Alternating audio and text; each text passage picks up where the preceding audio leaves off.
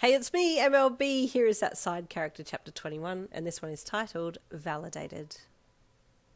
The rest of the students were a little bewildered by this sudden drama, but amongst the confused looks, some of the girls were a little loved up at seeing how Kenma's protective side had jumped out, and one classmate in particular sat back in her chair and eyed his side profile while she bit into her bottom lip and smirked a little. You know what, that Kenma guy is kind of cute, she thought, lidding her eyes at him. The teacher went back to her desk and Kenma went to his seat, and you just turned slowly in your chair to sit straight and stare down at the desk in front of you. Wait, so Kenma is getting in trouble for knocking the back fence over? But did he knock it over? You cast your mind back to the last time that you'd used the back fence, and clearly remembered it falling over, because you remembered seeing it land on a dandelion and sending a plume of feathered seeds into the air. Your head shot up and you swiveled it back to look at Kenma, who was giving you a slightly saddened look. He didn't knock over the fence, you thought as you had an internal conversation with him. Kenma, you didn't do it, did you? I did it. I was the one who knocked it over. But why? Why did you take the blame for me? Your eyes welled with tears and you shook your head sadly at him. I don't want you to get in trouble because of my sake, you thought. He shook his head back at you, almost telling you to not take the blame, as you would surely be suspended. That class went by really slowly, and you don't remember a lot of it, but finally the bell rang to conclude the lesson, and you stood up to leave, but the sharp look from the teacher made you sit back down quickly. Kenma refused to leave the classroom as well, even though the teacher hadn't given him any indication to stay, and he walked up beside your desk and stood there. You looked up at him. Go, Kenma, you whispered. He shook his head stubbornly. No, I need to take the blame, you replied to his shaking head. No, I'll take it, because I did it, he said to you. No, you didn't. I did. I remember no... Yin! Come here, the teacher demanded. Your form prickled at her sharp tone and you got up, ready to make the walk to her desk on your own, but Kenma was right there with you. Kenma, you are not needed. Please leave, the teacher said to him. School policy says you need to have 2 fighters to a boss fight, Kenma replied to her softly. Speak up, please, the teacher said impatiently. We have a right to have 2 students present, he said a little louder, keeping his head down.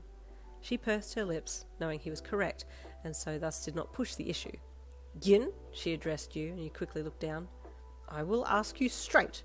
Did you knock over the fence at the back of the school? You refused to make eye contact. You must answer me, she demanded sharply. I already told you, Kenma cut in. I knocked down the fence. I am not talking to you, Kenma, the teacher snapped. I'm taking you to the principal, Kenma said, taking your hand and gently pulling you with him to the door of the classroom. Your treatment of her is unfair, and I'm a witness, he added softly as he left with you. Why, Kenma? You whispered through your stress-seized voice box as you hobbled beside him. Because they're after you for no reason, he replied. I don't know why, but I can feel it. You felt so validated. You'd felt this for a very long time and had voiced it a few times to various people, but everyone had just said that you were paranoid and stupid. Tears suddenly cascaded down your cheeks as you looked down at your hand that was held in his while he walked you to the office. Kenma's really nice, you thought, reaching your other hand out and grabbing the back of his shirt and then taking a larger step forwards and pulling your hand from his so you could hug him from around the back, burying your tear-stained face into the back of his shirt. He was surprised to find your arms around him and stopped, but then gently patted your hand as you gripped him around the middle. Thank you, you suddenly wailed. Everyone says I'm weird and crazy and I'm making it up, but you believe me and you're trying to help me.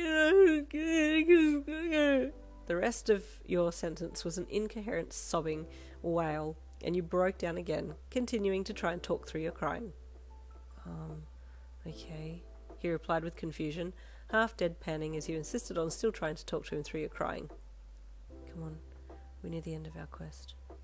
He walked the rest of the way with you to the office as you clung to his back, and then stayed with you once inside the reception area.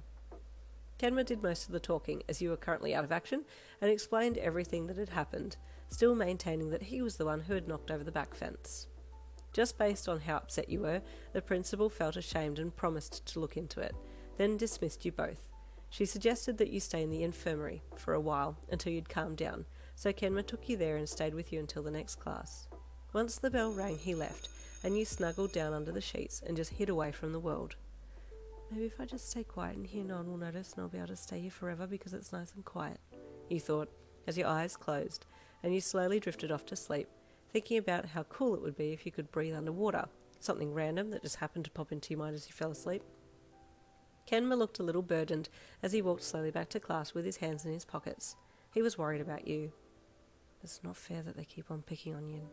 She might be annoying at times, but she doesn't deserve this, he thought.